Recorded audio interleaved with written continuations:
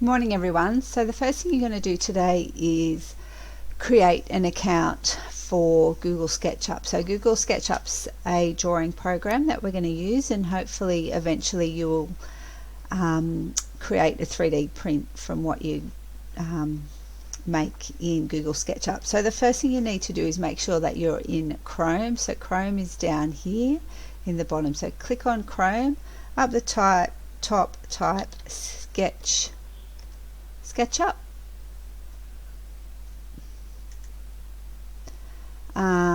And when you get to this section, you can just click on SketchUp Free.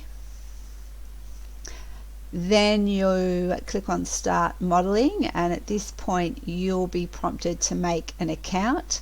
So you can use your school email to make an account, and I just use my same password to create my account, and I've already got an account, so it's not bringing it up, but you guys just go ahead, open up SketchUp and then create your account, please.